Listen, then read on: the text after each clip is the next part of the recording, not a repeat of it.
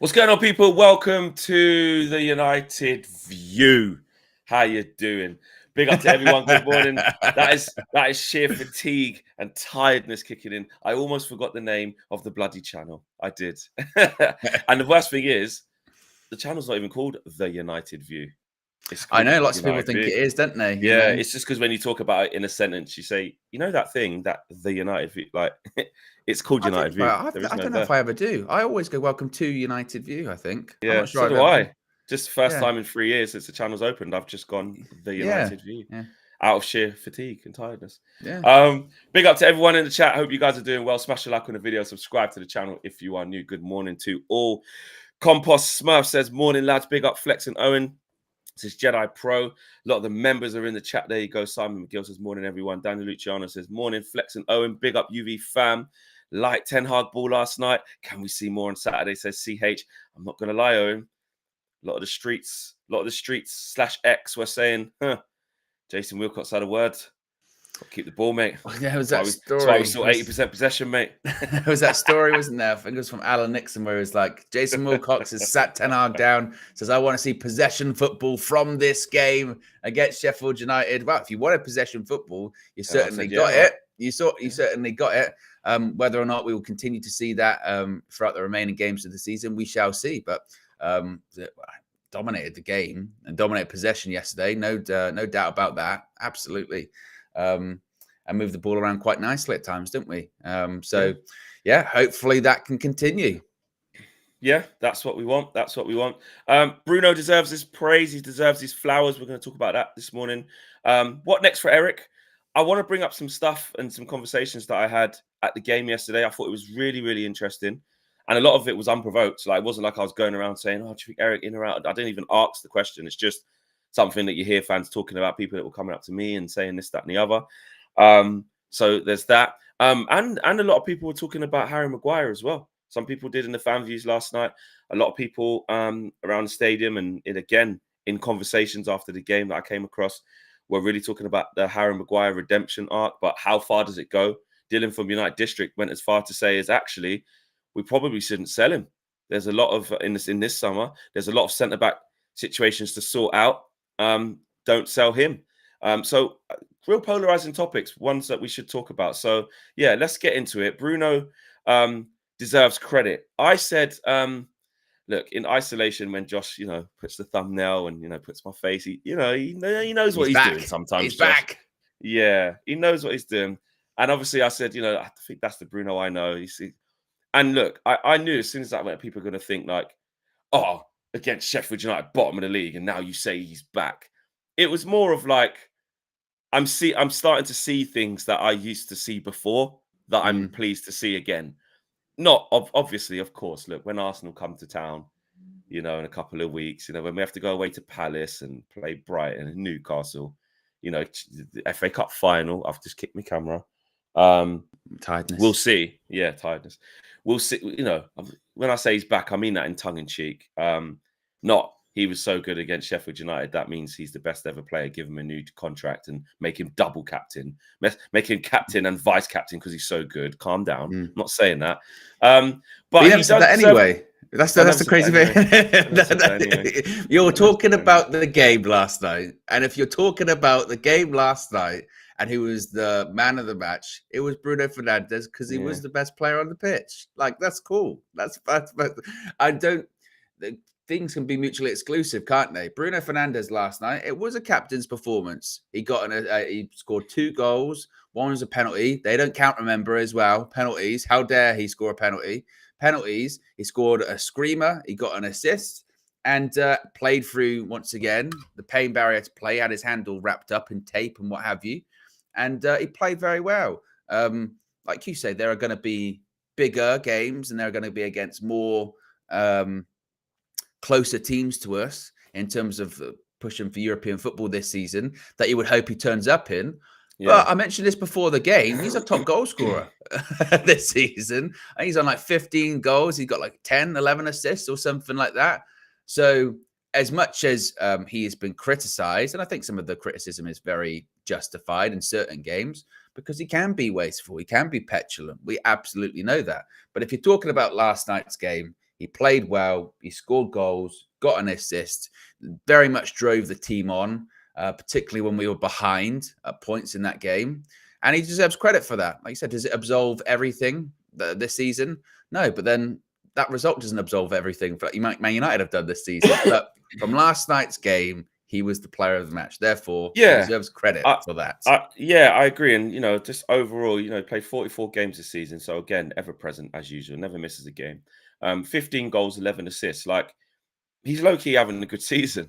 But, and also that when it was 7 in his last 5, when someone said that to me, it's because in our last 5 games, we won in any 90 minutes.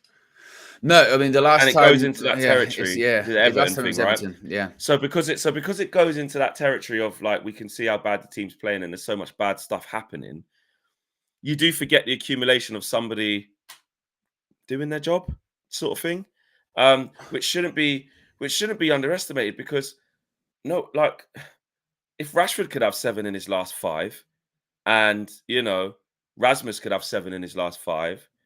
And, Garnacho could have that, and he's been good this season. I'm not getting onto these players. I'm just saying, like, if everybody scored at that rate and started pitching in and doing things well, would probably do better. It's a lot more than just scoring. And I'm not going to get carried away and be like, see, Bruno's the save. Like, I'm not saying that, but just in the context of our adversity, when we're not doing too good, he's doing all right. He deserves credit for that. He does. And yesterday at 2-2, let's be honest, we were having the ball in the second half, and it got a little bit like we're doing the right things, but we're not getting loads of chances like we got in the first half. We need something. You need something. Late. Exactly. That's just what I was about to say. Like, the goal he scores to make it 3-2, the screamer. It's a great goal. And to your point, that's like a really. I was saying it on the match view because I had the other results that were up at the time. So obviously Newcastle were losing 1-0 at that point, and we were up into 6th because we got that point.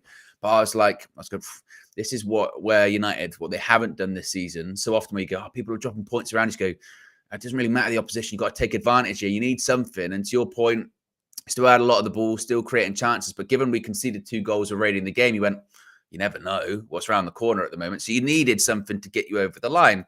And from a captain's point of view, he did that last night. And this is the funny thing, isn't it, with us this season, isn't it? Because I think whenever we lose a game, we talk about, the bigger and the wider picture and sort of the collapse of Manchester United and what have you. When we win a game like this, those feelings that you have can still be true and can still be right. But when you're just talking about the game last night, the 90 minutes, like you almost have to go small picture, big picture, don't you? Small picture, exactly. That 90 minutes last night, I thought we played pretty well. At half time, I mentioned it on the match view too. At half time, it was 1-1. They literally had nothing. We gave them a goal. We gave them it, yeah. Gave them a goal. We could have at that point been like 3-1 up because Garnacho probably should have scored twice. Højlund had a shot save. Foderingham was playing well. And you go, actually, we're not playing terribly. And just because you're playing bottom of the league, does that, negate all of that? No. You got players in front of you. And we were playing okay. The goal that concerned me more was the goal in the second half that they scored, because that's the cutback goal we've seen all season. I went, off. But that was a game. We talk about games. How often have we come out of a game going, we deserve to win that game and we played well? One of the rare occasions. Is it bottom of the league? Does that say a lot about us? Maybe. But as a fan that's had to sit through us not winning that much recently, I'm happy we won. I thought, like you said, at key points last night, Bruno Fernandes did what captain should do, which is drive you on. And to your point, when you do look at his numbers this season, they're not bad going considering how poor we've been. But it's the dichotomy of Bruno, isn't it? Of course, because I think when we played Liverpool, we drew 2-2 at Old Trafford. Remember that day? He was having an absolute stinker. Yeah, he was. He was playing really bad. And then, he scores a goal because that's what he does. But last night from him was one of the more complete... Everything he did was good. One of the more complete performances. I think there was one pass that he did. I mean, what was really good about him yesterday is in a game like yesterday's game when they played, I think they played a 5-3-2, didn't they? Flat back 5, 3 midfielders just ahead of that, and Berent and Diaz and what's his name? What's the other kid's name? I can't remember because it what wasn't his name was up McBurney, was it? front. It No, was it someone wasn't. It was that else. other kid. I think it was Hummerton or something like that. Whatever his It name was. Let me. It was Archer. Archer. Cameron Archer. Cameron Archer is his name? Yes. Yes. Anyway, they played wing backs and they had wing backs at times, 3 in midfield, 2 up front. They were going to sit in, and if you move the ball really, really slowly, you know how easy it is for a back 5 to cope with that. That's what they want. They've got the width of the pitch. The ball goes from left to right. You just trot across. It goes there really slowly, trot across. If they exchange passes between themselves really closely, you just stay where you are. It's fine. Where you start to get into big problems, if you're in a back 5, is when you get those big switches of play quite quickly. Then you get moments of isolation and you've got to move the ball quickly before they all get back in. And I thought at times when the game could have been really slow, Bruno vacated his position in the number 10, came into like left back at times when Dallo was inverted, came deeper to collect the ball, go and bring the ball forward, go and set the pace, set the tone. Him and Ericsson did quite a good job of doing that, just keeping the ball recycling. Because also, it's different. Fans always say this, and I don't know why. When they get near the area, they just say, shoot. Yeah, which you don't want them to do sometimes. It's the worst advice. Yeah, it's the worst. Against a back 5, that's what they want. Make you shoot from 20. Not every shot's going to be like that 35-yard screamer on your left foot, like what Bruno done. Most shots are going to hit people going through. Keeper's just going to easily catch it, or you're going to blaze it over. You have to keep working the ball, working opportunity, get cut back, to keep moving the ball. And Bruno was instrumental in that. And then when he wasn't doing that, he was also stretching them the other way, making runs in behind, making runs across the pitch, making runs from outside to in. Just being an all-round orchestrator, sorry. So, listen, it is against bottom of the league. It is against Sheffield United. So, can't go extra, but give him his credit. Yeah, and that's it. That's it. There's a line, isn't there? And and you can give him his credit. Yeah, you can give him his credit. 15 goals and 11 assists. That's what we expect from Bruno. He's doing like 15 goals. Well, those from a number 10, really good numbers. Those numbers are up there with a lot of people in the league, aren't they? Certainly. Exactly. In a bad season. Yeah, and this is when you have to. Everything's got to have an asterisk of it, but it doesn't mean that he's a Ballon d'Or Bruno. It doesn't mean anything like that. But he deserves praise for that. And when I saw the team news come out last night as well, Flex, I saw obviously a lot of worry about Ericsson, Cobby in midfield, the legs, but I think like 60 seconds into that match, as you said, when you go, they've got a back 5, but in most instances, they weren't even wing backs. It was flat back 5 for a lot of the match. And, like we said against Coventry on Sunday, why did we look so great in the first half or good in the first half? Because they didn't really touch us. And that's what Sheffield United were doing last night. They weren't going to go touch us. No. So we had time to nip the ball around. We passed it around pretty well, passed it around nicely. Yeah. And actually, in comparison to what we've been doing over the last few weeks, when we did get in and around the box, we were actually passing it around quite nicely. We made some good moves. The Garnacho one in the first half where Fotheringham saved, if it had gone in, it'd have been a fantastic team goal. Yeah, the build-up play would have been brilliant. But and then obviously in other games, even probably as soon as this weekend against Burnley, really, I don't think Burnley will sit off as much as Sheffield United. I said that to someone around me. I said that they'll be better than them, and Burnley just slapped them 4-1. And Burnley play, they'll be in the back 4. They won't be in the back 5 sitting in. And actually, that'll probably help us. They come. Yeah. Well, so that'll be more interesting. So it doesn't define our season. We've still got bigger, much more tougher games to come, and I don't think it should give us a false sense of security. But the players that did what we said before the game. This is also the thing, isn't it? Before the game, what do we say? We go, we've got to win. Bruno's got to do a captain's performance, this, that, and the other. And then when they do that, we go, it's only Sheffield United, so it don't really fucking matter. And we go, well, we set up the criteria before the game. They hit the criteria, and after game, the criteria is not enough. Yeah, so and that's where you got to be fair. You have to be fair in that situation. So, no, I was happy last night, And also, look, when I saw the table afterwards or during the game up to 6, I thought, we're going to need those points with Newcastle losing. Yeah, and by the time we kick off against Spurs, we could be 4 points behind them. Pressure's on against Arsenal. Yeah, well, it's not even necessarily. I think that because obviously we're going, Champions League's off for us now at this point. But there was, and there still is, because there's still 5 games to go. But we were certainly looking over our shoulder, and we still are. But that sort of 3-point gap against Newcastle, given the games we've got coming up, we are going to need it. We absolutely are going to need it. But then it's more like you're looking down to 8th and 9th, which is terrible for Manchester United to even say, oh, you got to look down, but that's where we are. You're 5 points ahead of West Ham. We've played a game less than them. So you go, well, that's positive. Chelsea, my goodness me, just a few days ago, it looked like, well, if they win a game in hand, they're going to go above us. Suddenly we're 6 points ahead of them. They've got a game in hand over us still. But that's important. But the funny thing is Newcastle's next 2 games are Sheffield United and Burnley. Yeah, and they got to play us as well. But again, that's why I said we're going to need that 3 points. There are still bigger games to come. But when it comes to Bruno, absolutely does deserve credit last night. A player of the match performance. Yeah, he does. Lieutenant General says, make a call. KG. Brilliant clip flex. Saw a lot of people at Old Trafford yesterday said they enjoyed our sketch the other day, which is good fun on this Flexing KG show. If you haven't seen it, check it out. Yeah. It's good fun. Ray Carl Brown says that Bruno is picking up a bit. Flex and Owen. Good. Yeah, simple, nice, and it's good. Yeah, good that he's doing it. Nem Green, been a member for 7 months, says, Wagwan boys, when Bruno has better players around him, he can go to another level. But he also needs competition for his place. Flex thought you was going to fight last night. Well, yeah, I wasn't going to fight, but just there's a guy just chatting rubbish in my ear the whole time. And he was just saying stuff. He just did it for minute 1 because there was for some reason, I don't know why. Sometimes when I do my match reviews, sometimes loads of people just gather around. It's like you're on stage. It's quite a lot of pressure. Yeah. I mean, you can't always see that on camera. There's loads of people on my left, loads of people on my right, and everyone's just sort of thinking, oh, I wonder what he's going to say. And this kid was just like, or whoever he was just like, the whole way through was like, make sure you say about the 42 different partnerships, centre back. Make sure you say about the injuries, these fucking injuries. I mean, just kept going on and on and on. And I was like, you haven't even listened to the first 4 minutes of what I've just said. I was literally praising the team, saying we did things right, it's individual mistakes. And then as soon as I pivoted the conversation to, but some people can say, we've played effectively 2 championship teams in a couple of games. As soon as you go, Eric, don't say that. Don't say Eric. Don't say that. Idiot. Can't say that, Flex. Yeah. Don't say it.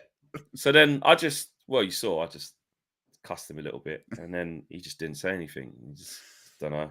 Just an idiot. He just annoyed me. And I don't often do that to people. I'm not that sort of person. But if you keep pushing me, being stupid, I will react. You're just being an idiot.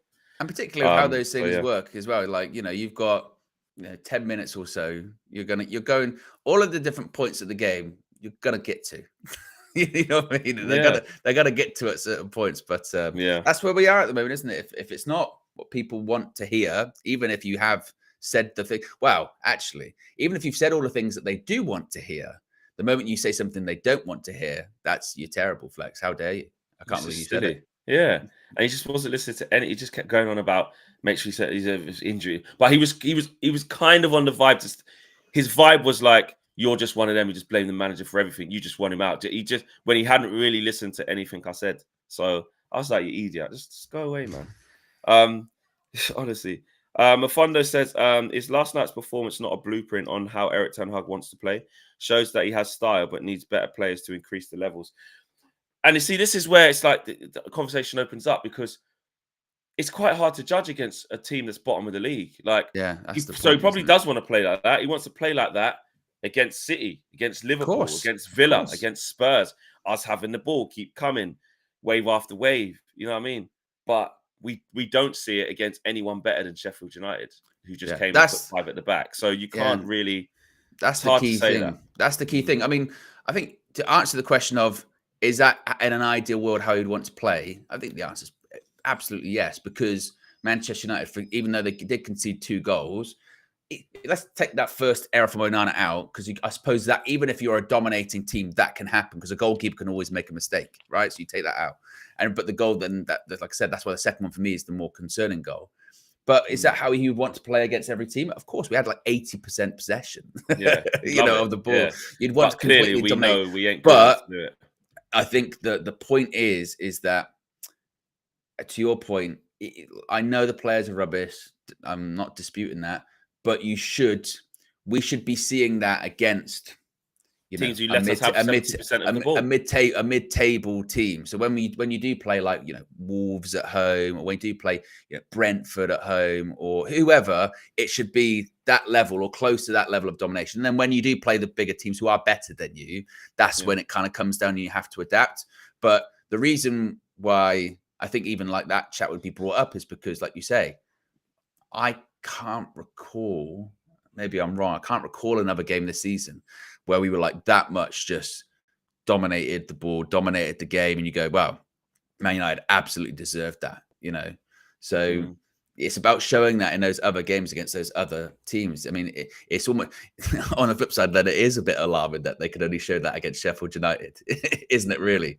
Yeah, because even against Coventry, you know, you could argue first half dominated the ball, but then it gets away from them. You know, then that's the point. It shouldn't get away from you, should it? The game. Yeah. What I thought in the game is it was interesting that look, against Coventry, they sat off and let us have it, right? So at 3-0, like it's up to 3-0, they didn't press. We had the luxury of Wembley's, pick your passes, do what you need to do. Still need to move the ball quickly to create chances, so you deserve credit. But it's a lot easier to do that. Same with Sheffield United. But actually, when you look at the goal that we conceded when Onana messed it up, it was the first time they sort of pressed a little bit higher and we had to pass the ball a bit quicker.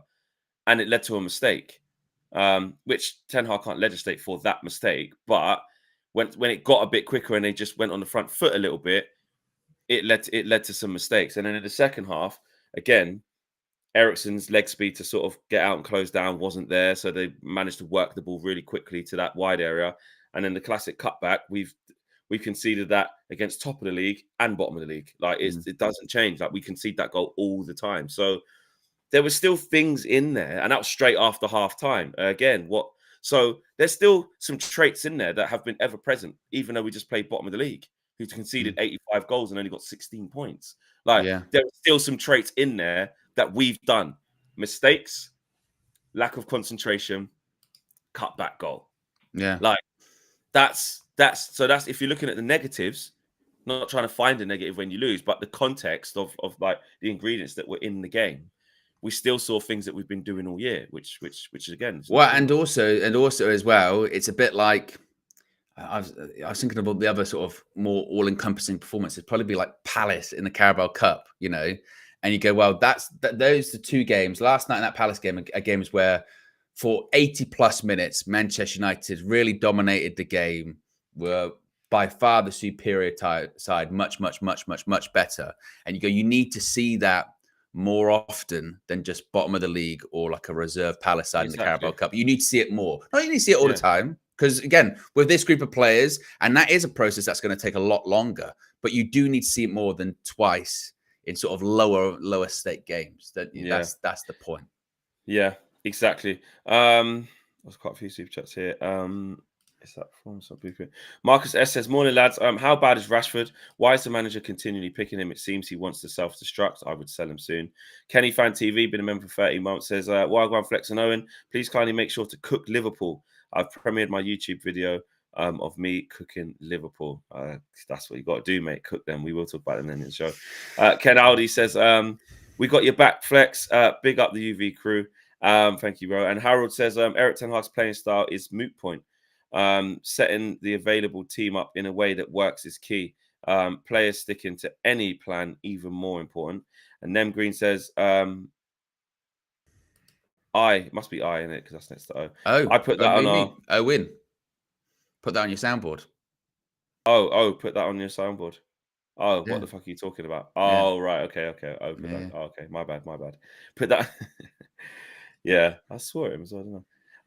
International 267. That's how you know I was pissed. International 2675. Even with possession, still didn't look like scoring.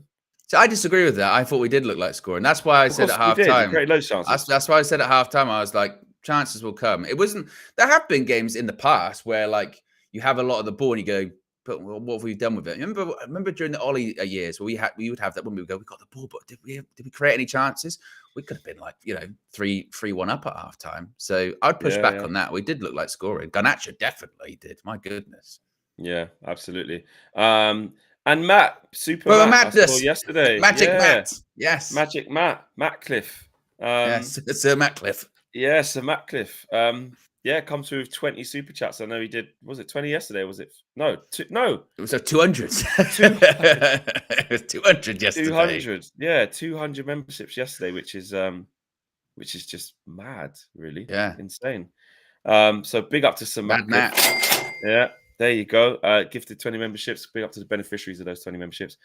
Show says Burnley beat Sheffield United 9-1 on aggregate this season. What are we doing here? Let's raise the standard just a little bit, please.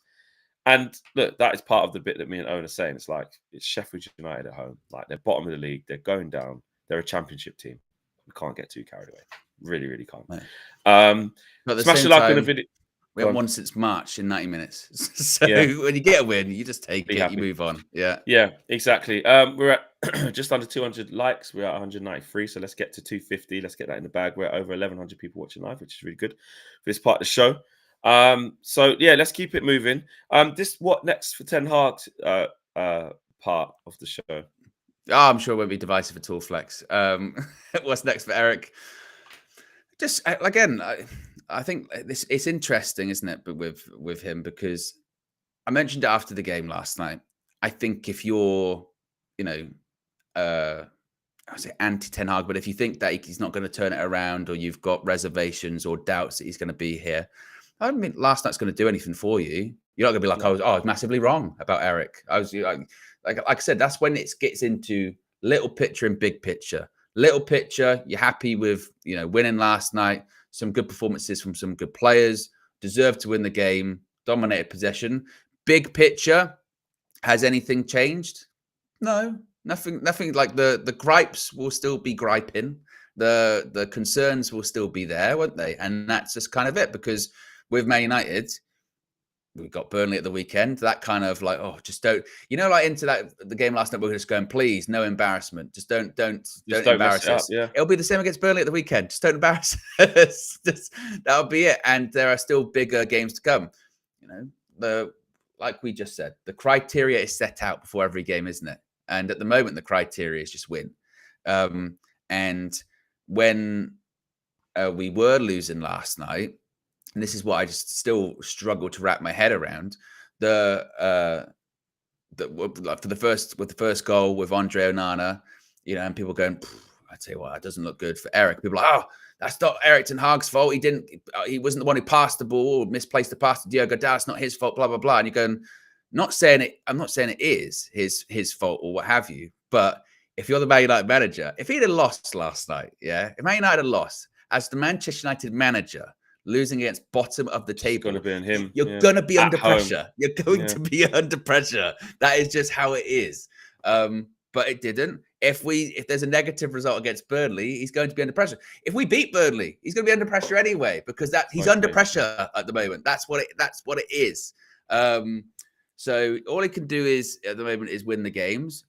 We should win against Burnley. We've got a big run coming up. Now, I think the time in which, if you do have reservations or doubts about Ten Hag, that maybe they will start to turn, is like we just said, when we play, let's say Palace away, Selhurst Park, Monday night football, under the lights, we go, get it done. That's it. And then if we played like that, we did last night, dominated ball, you got to tell you what, that is a difference. That is something to actually go, I can hold on to that.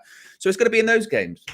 It's going to be in those games to see if people's opinions are changing. But no one's opinions are changing after last night. I think we've come too far for one game or two games to change people's minds. No. Either way, if you think not everything's fine, but if you think it's going to be fine and, stick with the manager, you're not going to change, with a win and go, see, that's why I told you, and you're not going to change if we lose. The same way, if you don't think Ten Hag's the right man, you think we need a full reset. If we beat Palace away, you're not going to change your mind. If we win the FA Cup, some people might change their mind and go, you know what? It's been a bad season, but I'll tell you what, we got 6th and we got an FA Cup, man. In 2 seasons, it's not been the best. The first season was good. Second season, not so much, but we got an FA Cup. That's big. And it was against Man City as well. Stopped them doing a double. Yeah. They didn't do a treble. We stopped them doing a double.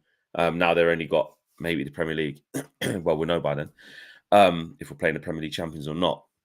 By then we could if Arsenal win it, we could make Man City trophyless for the year. Yeah, there's still stuff to play out, isn't there? There's still stuff to play out. But the key is that it's not all just gonna change. And I'm not sure the style of football will change in 5 games. Like this, Well, again, Jason Wilcox that's the interesting thing, isn't it?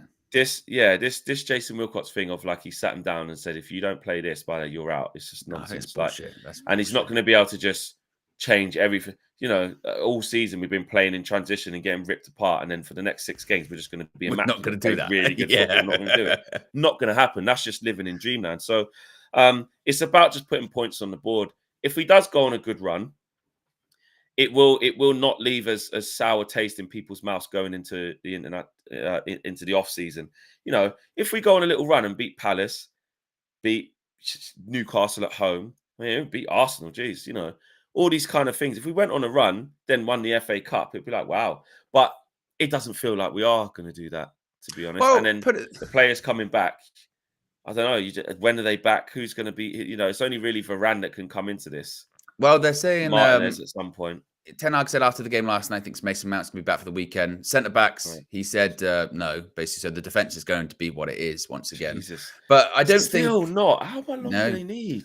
But I don't think. But I don't. Yeah, I don't think last night's result or performance is like if whatever side you're on, because you have to be on a side. Yeah. I don't think it's like C on either way. So I don't think it's like if you're against Ten Hag and it's like, see, he's terrible. It's because you go, well, we won, we dominated the game. So I don't really see what you're talking about there. And if you're really pro Ten Hag, it's like, see, I don't think you go, well, it's bottom of the league. So yeah, of course, that's what it should be. So it's not the defining game, is it? But I don't think it's also the game to be overly negative and dwell too much on the bigger picture, because that will come. That will come. And then I think then you put yourself just in the position of just sort of wallowing in misery, really, but be like, oh, we're still shit, we're still rubber. That's not going to change after playing Sheffield United at home, is it? You know, it's not. So, it's not. But certain people, what I wanted to bring up is there's people that just like I came across yesterday that just just want to have a chat before the game, after the game, not on camera, just catch up. And there was quite a few people that were saying to me, Flex, this Eric Ten Hag thing out is just ridiculous. Like, people just got no patience. Like, what do they want the guy to do? Like, come on, like, just give him time. Like, we'll be back to square one if we start again, bring another manager. We've seen it before. It's not been a great season. We've had loads of injuries, had loads to deal with. We're hanging on by a thread, but just let him get his guys in. Let him get some guys out. Let the new guys get in terms of the structure. Let's get a bit of calms. Give him a bit more time. This is our problem, Flex. And the guy was really passionate about it. And he wasn't the only one. There's quite a few people saying, I just don't think we should change manager. There was a little bit of an argument in my block, actually. Not argument. It was actually, no, argument's the wrong word. The healthy disagreement. But it was funny because the guy Joe sits next to it. Yeah, but the guy Joe sits next to me is funny. He's really old school. Been there for years and years and years. And when we went 1-0 down after doing all right, the guy behind me, I can't remember his name, he's just like, there you go, bloody hell. See, he's got to go. He's got to go, mate. This is what I mean. This is what I mean. And Joe next to me was like, I just don't get all that. I don't get that. Like, we've been bloody fine. That's a mistake. And then when we got to 1-1, he was like turning around saying, see, sacked in the morning, you said. Sacked in the morning. See, we've scored now. This is the problem with our fan base. And then it went to 2-1 after the break. And the guy's gone, see, I bloody told you. This is what I mean about you. Always a false sense of security. And then we go to 2-2 and Joe's going again. See, bloody hell. And then we win in. And he's going, I don't know. I don't get it, Flex. People just want a reaction all the time. Start again. I was here. I sat in the K stand over there when I wanted him out. And, and then he goes back far. And some people make, comparisons to the Sir Alex thing. And I've been here. Just relax. Other people are like, any serious club who's serious about doing anything would get rid of this manager. Like, you just would. Like, it's so different in the opinions. It's mixed. It's mixed. So mixed. And I think if as long as it's like that, you know what I mean, then I think it's fine. We are, if we're hoping that we're going to land on some kind of universal understanding of everyone's on the exact same page, it ain't gonna happen, is it? It's just not. And It's still very, there's a lot of ambiguity surrounding all of it as well, isn't there? You mentioned, I mean, that was just in a microcosm of one game of going Yeah, 1-0 down and going just to the 2-1 and emotions blah, of blah, it. Yeah, and that's going to continue to come, isn't it? Isn't it, for the rest of this season? So I like we've said a few times now, I'm really drained by it. I don't know about you. I'm really, really drained by it. That's why I was just like last night, I was just happy we won. And I really had hope that like that whole debate about him and his future and Ineos or whatever wouldn't be the primary focus. Because after you win, like I said, I think it's just like a game last night when the games to come up, you can just go, small picture. Let's just focus on the small picture. Let's be happy we won. The bigger picture is still unchanged. It's going to take care of itself, isn't it?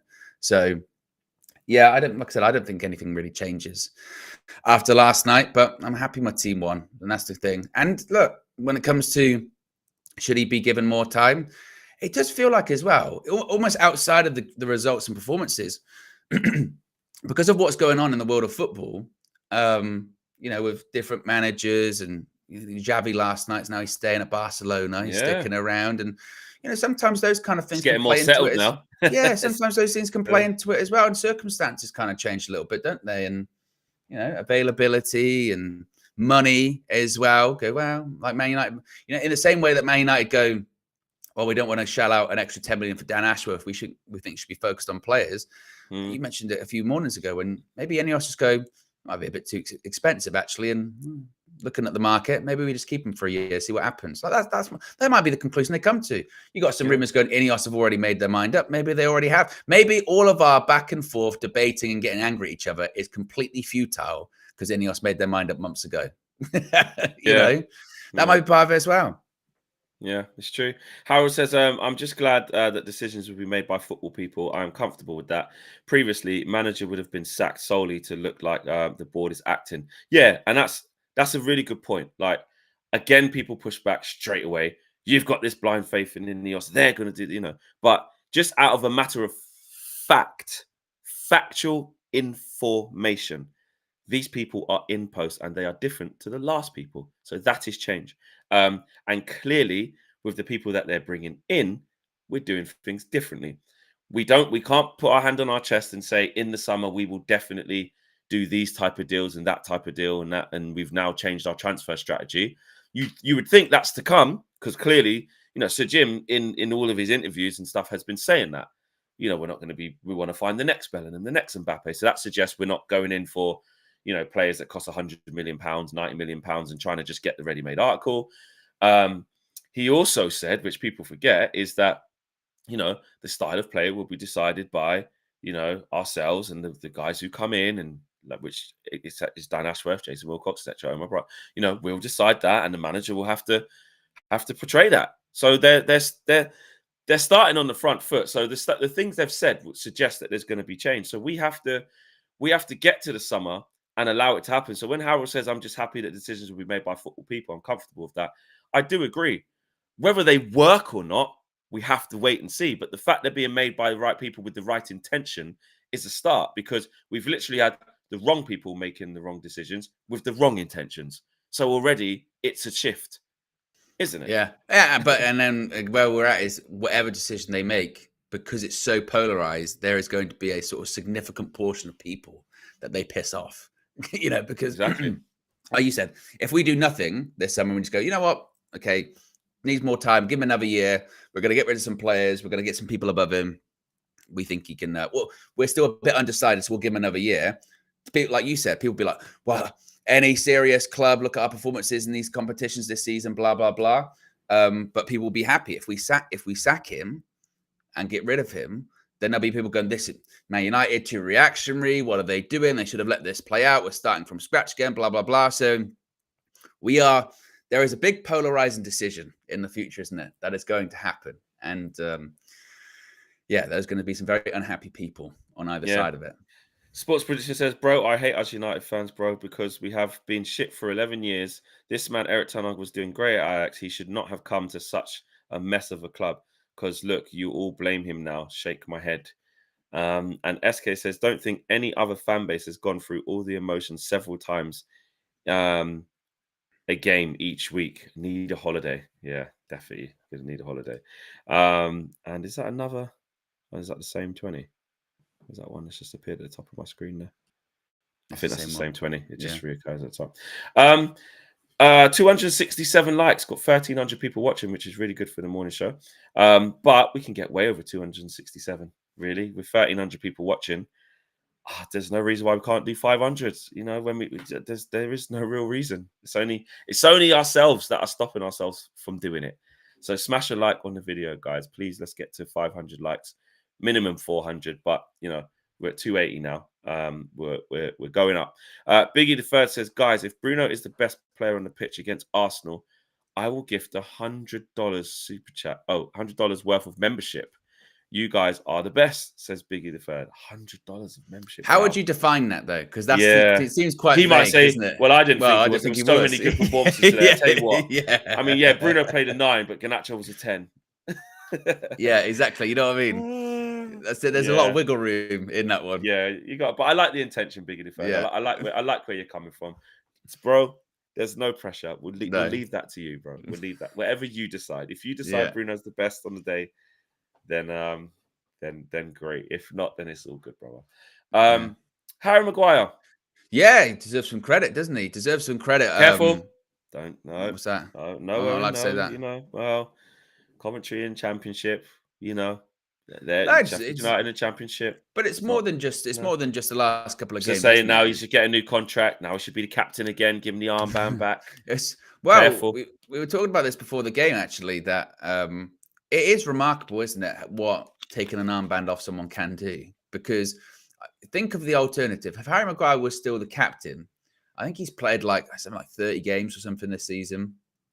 And every time he was on the pitch, he was wearing that armband. And he's been on the pitch for some bad performances for Manchester United. My goodness me. Think of like think of the shrapnel that would be coming. Why is Harry Maguire still the captain? Blah, blah, blah. And because he's not the captain, and we have played badly, he kind of does just, you know, like the Homer Simpson meme. He can kind of go into the sort of the bush and kind of disappear a little bit with it.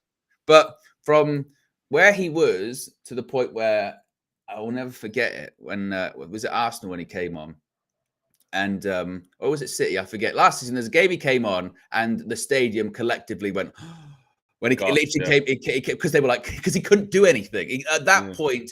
All he could do was a mistake. That was the only thing it felt like Harry Maguire could do.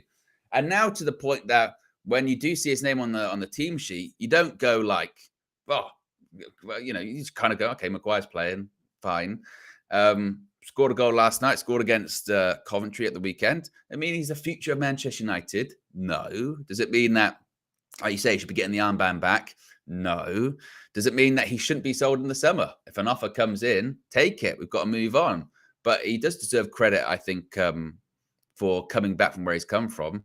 And this is where we get so messed up as United fans as well, because you can go, Harry Maguire recently, turned it around. Good for him. Well done. I'm glad because he got a lot of stuff that some of the criticism was absolutely justified. Some of it was way past the mark because, you know, turned into like personal attacks on him. So I'm glad to see him doing well and recapturing his form. Does it mean he should stay at Man United for the future? No, that doesn't. You can praise someone. It doesn't mean you think you should give him a 10-year contract or anything like that. So no, he deserves some credit for that. Yeah, just, you know, looking at his numbers as well this year, when you realize he's a player who was basically out the door, a player who, again, we know the manager. This is where people who, you know, staunch sort of behind Ten Hag are saying, you know, the plan was not to have him. Like, he was phased out last year. Beginning of this year, he was not starting. Then the Martinez situation happens. All the injuries that happened, and he gets a lot more game time. And, you know, he started 17 games. You know, he's played 21 games and started 17 in league. Well, I mean, before that, Arsenal at the Emirates was when he came on. He hadn't kicked the ball the season at that point because, like you say, the plan was not for him to be as heavily involved as he missed the first 3 games. He was on the bench in the first one. Not in the squad against Spurs. Didn't even make the bench. Then on the bench against Forest, where we came back and won. Wasn't involved. And then, like you said, had to play 23 minutes against Arsenal. And even after that, he was on the bench again for the next game against Brighton, which we lost. And then after the Burnley game, he wasn't in the squad. So he didn't play until Crystal Palace, which we lost 1-0 at home. But he only played 3 minutes in that game. Then after that, he played 90 minutes in like the next 8 or 9 games. Because again, injuries. And he got an assist. It was the Brentford. The next one after the was the Brentford game, and he got an assist in that game. He played well. Then he played against Sheffield United, then Man City, then Fulham, then Luton, then Everton, then Newcastle, then Chelsea, and Bournemouth. We went on a decent little run then. So look, and then he was out with a groin injury for a little bit. So he's played a lot of games this year, and he probably didn't expect to. But why you have to respect him is that, like you said, he's dealt with all the pelters. Didn't run to the media. Didn't put cryptic things on the bloody social media. Didn't go and like a tweet. Because every time he did do an interview, he kept putting his foot in his mouth, and it was Yeah, ridiculous. and that's the thing. He's learned. That's what I'm saying. He took a step back from things that he did do under the pressure when he was the captain, and you went, just don't say that, or don't do that celebration, or when you're on England duty, don't say that, or he said some questionable things. But this season, it's like he went, you know what? Forget all of that. Let me just keep my mouth shut, train properly, be available. I'm gonna get a chance. When I get a chance, play all right, and he's done it. Dylan from United District, which is what I want to ask you guys, he said that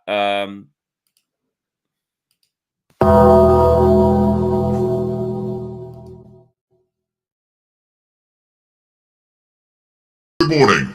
I was at Wembley on Sunday and was rather disappointed. Last night's performance was good, but opposition was not the best in both cases. We move on.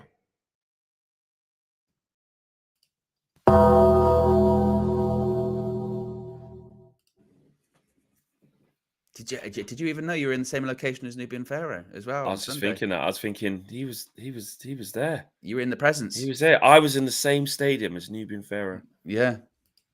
That's insane. I wish I could have met him. Or maybe I did. Maybe I saw him. Maybe I did you see me, Nubian? Maybe Nubian Pharaoh saw me from far. Maybe. Didn't say anything.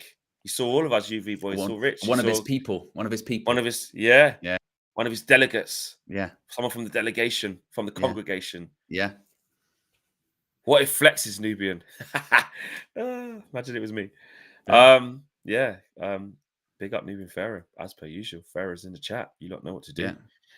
Yeah. Biggie the Third says the decision is yours, Fleck. Best player on the day from both teams, $100 and $50 if he is in the top 3. And the decision's mine. Decision's yours. Wow. That also seems not very fair. Yeah. I just get to decide whether you spend $100 or not. I mean, or 50. We lose 5-0 to Arsenal. Flex goes, but I think Bruno is the best player on the pitch. I think I think there's some what do they call it? Good terms and conditions and trust. We need some terms. Some terms and conditions. T's and C's. Exactly. T's and C's do apply. Arun says, I say give Baldy another go. Had he stayed in Ajax, Bayern or Liverpool would have picked him up. He is trained by Johan Cruyff's philosophy. And Diva says, Flex, we know you and your friends in the media wanted Poch. 100% sure that you and media will be happiest guy when Ten Hag gets sacked, and we will be back to 0.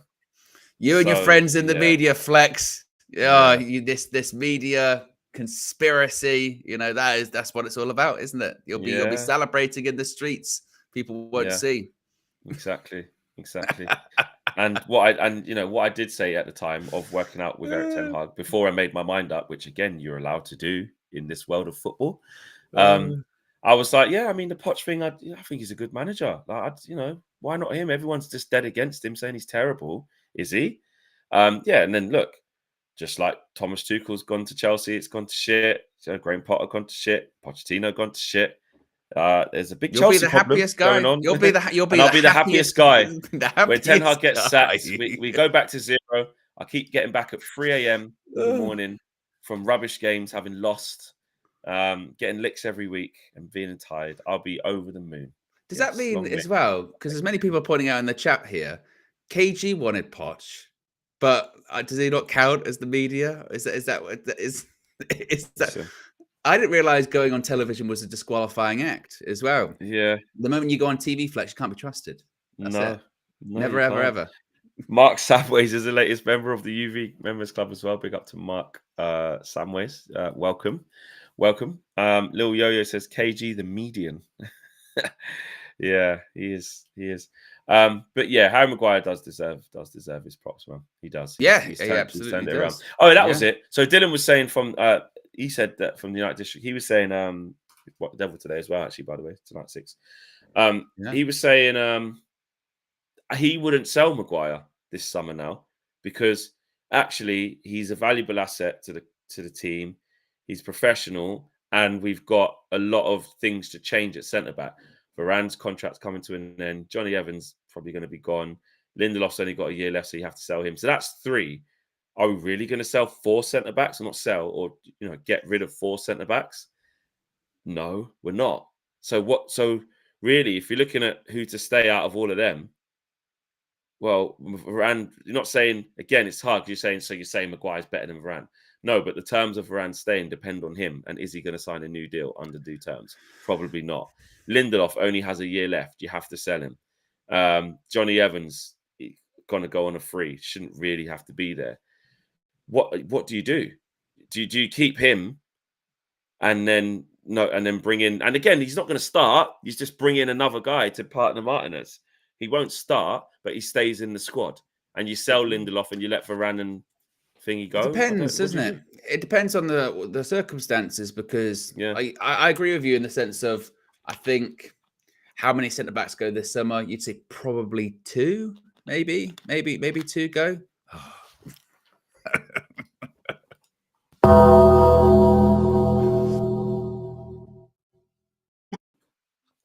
I was in a private box, but left at 3-3, I'm ashamed to say. No, I did not see any UB gang. Sal Maguire.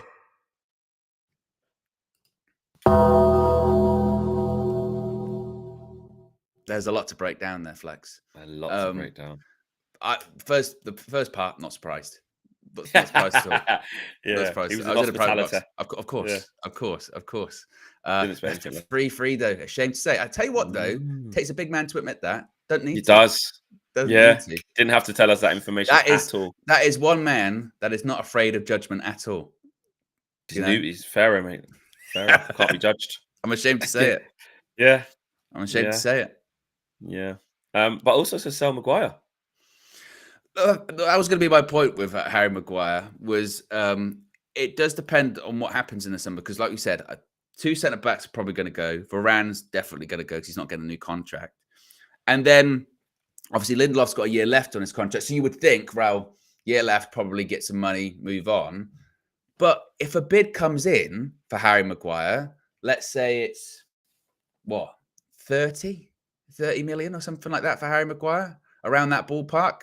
Maybe then United look at it and go, well, actually, maybe Lindelof will just let him see out his contract. He leaves on a free next year, and maybe he goes. Like it would depend. I can see the scenario that you're saying. I think that one's probably more likely because Maguire's still got time left. But if someone does put an offer in, that can change things, can't it? If United suddenly are like, actually, we're not getting some great offers for like Lindelof, and we do kind of need the cash. Let's just write it off. He'd go on a free next year. Maguire, someone's actually put a bid in. That could be a difference. It depends what comes in. Yeah, because if what we can't rule out is the fact that, like you said, someone comes in with decent money for Maguire, like 25 million or something, and and they say, right, well, we're literally going to replace Maguire with that money. Like, so you're getting a better suited player for what we want to do going forward with the 25-30 million. Or we're going to put it towards something that can fund a player better than him. Who do you think you get more for? If it was, do you think, so we're saying about 30 million-ish for Maguire. Maguire's the most sellable. He gets the most money, yeah. Exactly. So if that came in for Maguire, and they're going, well, we've been shopping Lindelof around, but with a year left on his contract, he's fetching like a 15 kind of, that kind of number. Like 12. Yeah, something 11. Like that. They might go, well, we kind of need the money, and Lindelof can just sort of see it out. Particularly as, again, if after what happens with the Euros, if Maguire has a decent Euros and he'll play, then it might be something they have to look at. And maybe he'll just want to go. Maybe he'll be like, actually, you know what? I played more this season than I thought I was going to. I played at the Euros. I realised the writing's on the wall a little bit, because if everyone is fit and, with new people above us and all that kind of stuff, I might not be playing. Maybe now's the time to go, actually. Maybe I've done everything I need to do. I wanted to have my redemption story at United. I've had that redemption.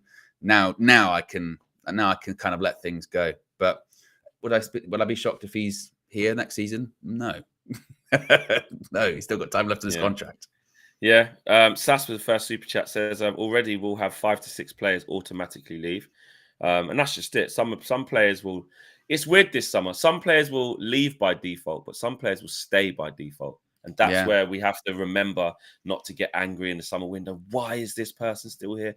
Why we haven't got rid of hardly anyone? This, that, and the other. There's a lot of moving parts to do. Uncle Sommy says, "Why can't we sell 4? We never learn. Sell them with that when their stocks are high." Liverpool changed their entire midfield. Buy Todibo, Branthwaite, and Adriabayo free. Why can't we sell 4? Well, we won't be selling 4. This is what I'm saying. There's only 2 for sale. Varane's not for sale. He's going to leave for free, and Johnny Evans will leave for free. Their contracts and, are also, and there's also other positions, isn't there? That's the other part. Like Liverpool last season, they just had to really recruit that midfield. They had people up front, didn't they? They had sort of defenders. Like they would largely complete in those areas. Yeah, whereas Man United just focus on that midfield. They just literally, it was like replacing a tire, wouldn't it? Take it out, let's put that one in. Whereas reverse, it's like, well, yeah, we're going to need some centre back. Oh, and also we're going to need a new midfielder. Oh, and also we need another striker. So it's not like, you can't just invest everything into centre halves and get 4 of them. We can't. Exactly. We can't really be not wasting time, but we can't go and just spend one time in one department. I agree with Owen. And that's why it's weird to see what the circumstances are. Bids might arrive that they didn't think would as well. Once the manager sits down with Harry Maguire and says it's going to be the same again, like we are looking for another centre back, you're going to be the second. If you're happy with that, Harry Maguire might say, "I'll still back myself. I'm not going down from Man United," because once he leaves Man United, he's going down. He might just play hardball, and he could do that. So it depends on so many factors. Team Nathan says, if Ineos are serious, he goes no more of this keeping player for financial reasons. Do what needs to be done, even if it means we are at a loss. Yeah, but I don't. That's true, but not at a loss where the team now doesn't have a player. Like we can't fill the void, so we're weak. Like we don't have enough. What would be interesting with that though, Flex? You're right there, Team Nathan. What would be interesting with that super chat is, I think a lot of the people that they didn't bring in, obviously. So, like, let's say Casemiro, they'll look at it and go, "Well, we're going to make a loss. We'll get rid of him." Yeah. They'll be curious to see when they start to then they start to need to sell players that they brought in. So if they brought someone in and they invested money into it, how ruthless are they going to be? Are they going to be like the Omar Barada thing, or if they can't do it in 2 years, then they're out of it? Or because it's their signing and it's their reputation on the line, do they go, "Well, actually, we think like a couple more years they might have a go," because it looks bad on them if their signings are failing. That's going to be really interesting to see what happens with that. Yeah, I agree. It is. And that's what makes this summer so fascinating. To be honest with you, some would call it exciting, and I mean, there's not a lot of excitement right now because of how bad we are. But when it's all said and done and the season's over and we just look straight to transfers, it will be, and it's going to be intriguing to see if anything changes. Do we just start announcing deals out of nowhere? Do things happen really quickly? Do our type of targets change? Like, we're linked with all these young up and coming players or middle of the road, couple of experience, star quality. What do we get linked to? So let's wait and see. Guys, big stream. Well done, everyone. 357 likes. Uncle Sommy says, but we're buying 2 and 1 for free. It's not a lot. We're buying 2. And right, and you're saying that other guy can be free. Yeah, but that's if they see him as a target. Uncle Sommy, you see Adebayo as the target for free. They might not. Also, there is no such thing as a free transfer. We must always remember that. When people go free, there is no such thing as a free transfer. Like, they cost money still. Agent fees, signing on bonuses, etc., etc. Yeah, it will cost. It will cost to put him on a 3 or 4 year deal. But you're still saving money out your actual transfer budget, because your wage budget would have probably always been there of what you're willing to spend. But as they say, that transfer fee then ends up sometimes going elsewhere, doesn't it? Into wow, considering it's a free transfer, then you're happy to give this to my agent. Or wow, because it's a free. Look at the Mbappe situation, right? That's going to be a free transfer, isn't it? That's not going to be free. Yeah. Branthwaite and Todibo would cost over 100 mil, says Anton Francis. Yeah, if we got both of them easily, it would cost over 100 mil. Right. What the Devil podcast later on, guys. On the way out, try and get to 400 likes. Do your best. And we'll see you later on this evening. If there's any breaking news, actually, we'll have a preview as well to do for the Burnley game. So we'll get that done as well. If there's any breaking news in that time, we will be live. We will bring it to you. So, on that note, good show, peeps. Smash the like on the video. Have a good day. And we'll see you later. Peace.